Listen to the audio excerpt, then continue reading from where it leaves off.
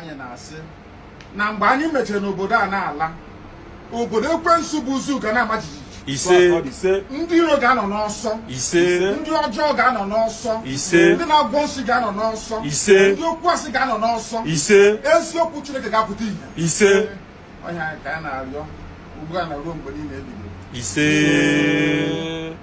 Fakodi onye isi ndewo. Thank you so much for joining me on my program once again. I appreciate you wherever you are connecting from. If you are joining me from any part of the world, thank you very much. Go to the comment section and put your comment down after watching, and also put a like to the video. Thank you so much, and remember this. Remember, I bring you details on things that are happening in Nigeria, when it happened, how it happened, and our way forward, and how we're going to redeem ourselves. Nobody is finding it easy in that very contraption called Nigeria. Nobody is finding it easy. And it's high time we have to save ourselves. Our freedom is in our own hand. We just have to take it. We have to take our freedom.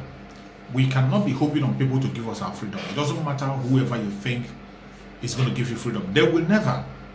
Everybody is fighting for him or her own self. If you are hoping on Britain, Britain is fighting for their own self, trying to boost their economy from the failure of Nigeria. The same thing with the US. All the Europeans and Americans, they are boosting their economy with the failure of Nigeria. So the earlier you begin to stop hoping on them, the better. We have to stop hoping on these people. We can redeem ourselves. And how do we redeem ourselves? By creating unity within ourselves. Creating unity. Africans, more especially, we have to unite together as Africans and fight this fight. Wherever you are, people who you have the same ideology with, we have to put our heads together and fight to redeem ourselves. This fight is not about religion. I used to say it is not just about religion. When you talk about religion, there are some people who have infiltrated this Islamic religion we're talking about, the Fulani Janjaweed. They are not even Africans. These people are Arabs. They are not Africans. So when I'm talking about the unity of Africa, I do not include the Fulanis. They are not Africans. The Fulanis are not Africans. These people are Arabs. The way they behave in everything, they don't have anything to do with us. That is why they have no place they lay their hand upon. They have no land of their own. That is why they are trying to steal land from the indigenous people of Nigeria and make it their own home. Fulanis have no home. Fulanis have no home in Africa. They are not Africans. But you see them coming to Nigeria to create a home for themselves, killing the indigenous people. What are we going to do? Shall we fold our hands and wait them to kill us? Of course, no. It is high time that the indigenous tribe of Nigeria will unite together. More especially the southern part of Nigeria, this is time we have to come together to speak in one voice. Fight our freedom out. Take our freedom. Stop waiting for the Fulani Janjaweed to give you freedom. Stop waiting for Britain to give you freedom. Stop waiting for the US to give you freedom. They will never give you freedom. They are fighting for their own economy. They are trying to boost their own economy, even at your own expense. That is where the world is being structured. That is where the world is structured. So you have to fight for yourself. You have to fight for yourself. Everything we need to survive within our region, we have it. Everything that we need to survive as a human, a responsible human being that live a responsible life, we have it in the southern part of Nigeria. What are we waiting for? Why don't we go for it? Why don't we go for it? Why don't we go for it and stop blaming people? When you come to the southern part of Nigeria, all you got to be hearing is blame. Either you blame Mazi Nnamdi Kanu for preaching the hard message, or you blame Mazi Nnamdi Kanu for taking action, or Mazi Nnamdi Kanu doesn't know how to do it. You that claim to know how to do it, what step have you taken to show us that you are doing something at least? Everyone that have been saying this or that, they know how to do it, they don't know how to do it, they have not done anything reasonable to show us that they are doing something to make a move. It is only Mazi Nnamdi Kanu that has done something that the whole world have seen. Something that has brought the problem of every indigenous tribe in Nigeria to the forefront of the world. And the whole world now is watching, talking about Nigeria. You think if you were in the House of Assembly discussing about the issue of Nigeria, that the world will talk about it? You think if you were carrying file up and down from places to places, that the world will begin to talk about the situation of Nigeria? They will never listen to you. They will never. The only way to create awareness is the method that Mazi Nnamdi Kanu have used, and that is the only way and the key for us to survive. Mazi Nnamdi Kanu has laid the foundation. It's left for all of us to key in. We have to key in and take our salvation. We have to key in and take our freedom. Take our freedom. It belongs to us. Don't wait for somebody to give it to you. because they will never do that. They will never do it. It doesn't matter how you wait, how long you wait. They will never give you your freedom. You have to take your freedom by yourself.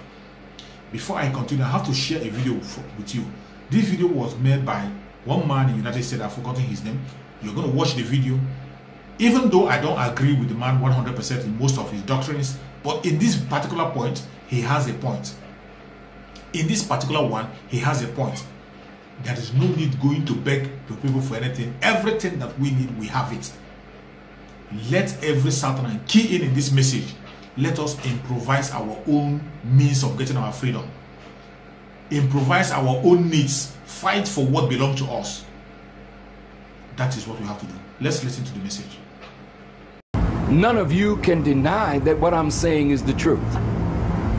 You know it's the truth. But either you won't write it, or you're too cowardly to speak it because you want some favor here or favor there. So because you can't talk, you are muzzled. I'm not. I'm a free black man. And I didn't come here looking for a handout. And I really don't think you need one.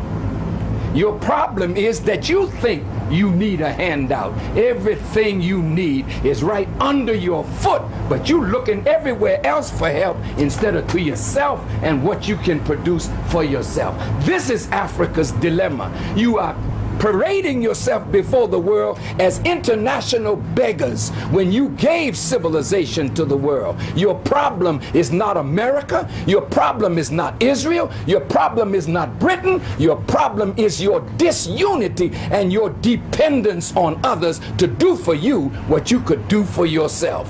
So I don't have to come back here anymore to help you. The help is already here. The knowledge is already here. The land is here. The sun is here. The water is here. The minerals are here. You have some of the finest minds in the world, but they're in Europe and they're in America making money while Africa suffers. Why don't we create politically stable environment and call the children of Africa back home to help build Africa? We are your children. And we will come and help. But don't expect us to come with billions of dollars when we don't have it. We're struggling in America. But you got it all right here under your foot. And you should be ashamed not to look to yourself, begging white folk to give you what you could give yourself. What I said today, which one of these countries is going to give you $20 million? America's not going to give you $20 million. You got it right here, but your disunity won't allow you to pool it. It's your fault, and you got to accept that responsibility. That is why my message is atonement, reconciliation, and responsibility. We got to stop blaming everything on somebody else and see what is our responsibility. After listening to the message of this man, you can see there are sense in what he's saying. And I want you to translate that message to the problem in Nigeria and how you are going to solve the problem in Nigeria. We can only solve the problem in Nigeria by uniting ourselves as indigenous people of that very country called Nigeria. As indigenous black Africans. The Fulani Janjaweed are not Africans. They are not Africans. These people are Arabs. So when we are talking of Africans, do not include the Fulani Janjaweed. If you are an African and you're a Fulani, you are not included in this very discussion. The people we need to unite together with are the indigenous tribe in Nigeria, because they are working and they have a simple mindset of live and let live. Fulanis are not ready for that. Fulani want to kill you and take your land. All they came with is destruction, to push forward their own kind of Islamic agenda. That is what they are pushing. To Islamize Nigeria with their own type of Islam. They are not bringing anything on board. There's nothing they have to offer except destruction. They are not included. And we don't have to hope on Britain. As you can see, Britain is colluded. They are part of the arrest of Mazi Nnamdi Kanu. Everything that is happening in Nigeria, Britain have a hand in it. And every now and again, they still confirm it all that they have a hand in it.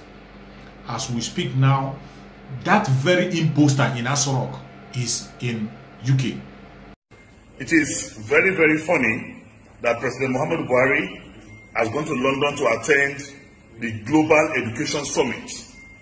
It is funny, and it is putting Nigeria in a very bad shape, because I'm wondering what will President Muhammadu Buhari be discussing in a global education summit.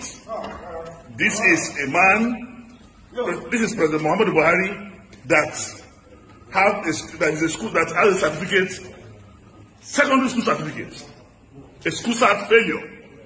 And unfortunately, that certificate is even missing. We have not seen it. There's no copy of it. And you are going to a global education summit where you have professors emeritus, where you have intellectually mobile characters, where you have people with very high global intellectual IQ. And Buhari is going to sit down and discuss what in a global education summit. We heard that very imposter in Asarok is in UK. In this critical condition where the government of this very man have abducted a UK citizen illegally through extraordinary rendition, sent it to Nigeria, yet they allowed this man to go to UK. They allowed him to fly to UK to go and do what? They say he's attending educational summit. What does Muhammadu Buhari know about education? Since he came to power, how has he empowered the North with education? Have you ever seen Buhari addressing anything? That imposter they call Buhari, have you seen him addressing anything that has to do with education in the northern part of Nigeria since he became president? The only thing he's pushing forward is the agenda of the bandits, the terrorists. And somebody is in UK inviting him for educational summit. What can he contribute? The man that we saw that was granted an interview in Nigeria by his own media, arranged the interview, yet he could not be able to answer questions. A man that we saw in an arranged interview in Nigeria, he could not be able to answer a simple question. He couldn't be able to answer any simple question correctly. In an arranged media broadcast in Nigeria, media interview in Nigeria, he couldn't be able, now you are taking him to London to go and attend the summit. What do you think he can contribute there? This is to show you that Britain is involved in everything that is happening in Nigeria. They are involved. They are the ones making sure that we, the indigenous people, do not survive because of their selfish interests. They only interested for us to be destroyed, and they now use it to boost their own economy. That is their plan. That is their plan. This movement of Buhari at this critical time, with all the protests that is going on to UK, shows that UK government is involved in what is happening in Nigeria. They cannot go scot-free. They cannot go. Chukwuemeka Abbiamo will surely decimate them, just like Mazi Nnamdi Kanu told them. Mazi Nnamdi Kanu spoke out on his broadcast, standing with the word of Elohim, and told them that if they do not take away their hand, evil hand in Nigeria, that Britain will be decimated, and the time has come. Britain will surely be destroyed. I'm going to play with you a video of an interview that was granted to their useless ambassador in Nigeria. Arise Television invited him, and they were asking him about the problem of Mazi Nnamdi Kanu, the abduction of Mazi Nnamdi Kanu, the extradition of Mazi Nnamdi Kanu. This woman dodged the question. She has nothing to say. They asked her about not bringing Mazi Nnamdi Kanu, a British citizen, to court as arranged. She has nothing to say about it. She didn't utter any comment about it. She dodged all these questions, and is talking about education. Educate who? Who do you want to educate? Who do you want to educate? Won't people be alive before you talk about education? In a country where almost 100 people are being killed on daily basis. School children are being kidnapped. They are still kidnapped. Many children are still in the hand of the bandits. She never talked about it. She is busy telling us about education. What sort of useless education are you talking about when you do not talk about security for the people who go to the school? She didn't talk anything, say anything about it. That shows you how evil these people are. There was this big issue in Nigeria about Nnamdi Kanu, who is British, who is also Nigerian. And then one of the big issues is about how the Nigerian court had taken his British passport, and then all of a sudden he traveled around the world with a British passport before he was arrested in Kenya. Now, we have in this summit a summit on education, but we'll have in the same room Prime Minister Boris Johnson, we'll have President of Kenya, President Kenyatta, and we will also have President Buhari, and the big elephant in the room, I imagine, will be Nnamdi Kanu. What do you think the conversation will be like? Because in this particular case, the Nigerian government has been raising questions about the role of the British government. How did Nnamdi Kanu get back his British passport and all of those details? And then your views on, what happened yesterday and what the British government is doing in terms of its own interventions. I say it's a digression, but we'll come back to this, immediate issue about girls' education. As you say, it is a digression. I'm here to talk about the summit, which is the most important thing that the Prime Minister will be engaging with President Buhari on.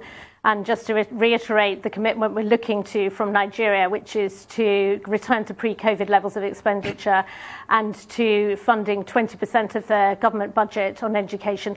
On Nnamdi Kanu, all I will say is that we're on record as saying that we can offer consular assistance to British nationals, and we have requested consular access, and that's all I'm prepared to say in this interview. Thank you. But what do you think, High Commissioner, in terms of what has transpired so far? Because, you've been quoted in the papers as having expressed opinions about the trial of Nnamdi Kanu, the leader of IPOB. No. I don't think I would know what I've said about the trial. I haven't said anything about the trials. As I said, what we have said on the record, as a dual national, we can and we often do offer consular assistance, and in this case, we have offered consular assistance to Nnamdi Kanu. This to show you how evil they are.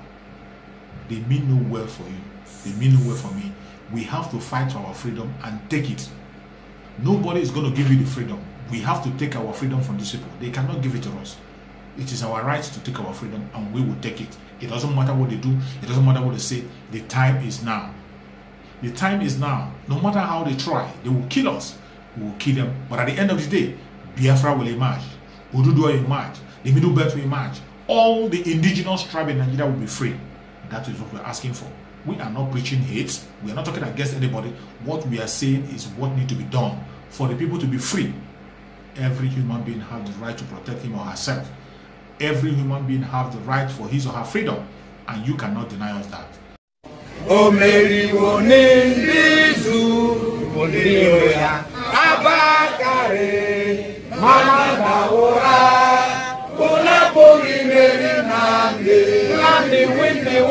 Python that's one, Python that's two, now Python that's a three. Unapoli Mary Nnamdi win the war. Python that's one, Python that's two, now Python that's a three. Unapoli Mary Nnamdi bu onye du IPOB. O Mary wone nizu mbiro ya Abakare. Mamanda ora, Unapoli Mary Nnamdi win the war. Python that's one, Python that's two, now Python that's a three. Unapoli Mary Nnamdi win the war. Python that's one, Python that's two, now Python that's a three. Unapoli Mary Nnamdi. Thank you so much for watching wherever you are watching from. May Chukwu Okike Abiyama guide and protect Mazi Nnamdi Kanu. May Chukwu Okike Abiyama bless and protect Mazi Nnamdi Kanu. Give him good health wherever he is. May Chukwu Okike Abiyama protect Sunday Igboho. May Chukwu Okike Abiyama guide and protect Sunday Igboho and make sure he gets his freedom very soon. Thank you so much and remember blessed. Bye bye. See you again on the next